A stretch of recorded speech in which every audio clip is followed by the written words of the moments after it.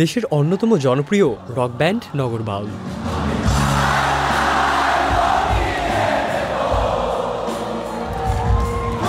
প্রতি বছরই জনপ্রিয় এই রক ব্যান্ড বিশ্বের বিভিন্ন দেশে কনসার্ট করে থাকে, আর তাদের সর্বশেষ কনসার্ট ছিল অস্ট্রেলিয়ায়। তারা খুব ভালোভাবেই কনসার্টটি সম্পন্ন করেছিলেন।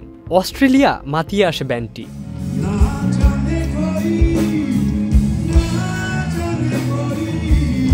এবার প্রথমবারের মতো সৌদি আরবে কনসার্ট করবে দেশ বিদেশের জনপ্রিয় নগর বাউল জেমস।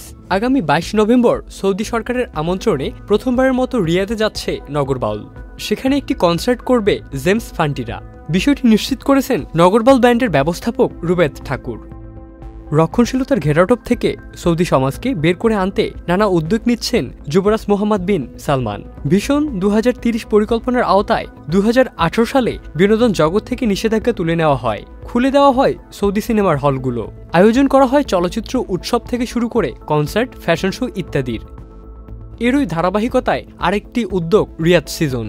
22 নভেম্বর সৌদির এই কনসার্ট সম্পর্কে নগর বাউল ব্যান্ডের ব্যবস্থাপক রুবেদ ঠাকুর বলেন, সৌদি সরকারের আমন্ত্রণে রিয়াদে যাচ্ছে নগর বাউল, আর সেখানে একটি অনুষ্ঠানে গান গাইবেন জেমস।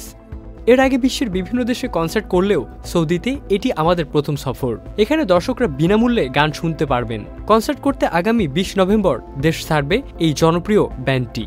22 নভেম্বর রিয়াদের আল সুয়াইদি পার্কে গান গাইবেন নগর বাউল। আয়োজনটির নাম রাখা হয়েছে বাংলাদেশ কালচার। এটি সৌদি সরকারের আয়োজন রিয়াদ সিজনের অংশ। ইবনে সাইদ অঙ্কুর, চ্যানেল আই।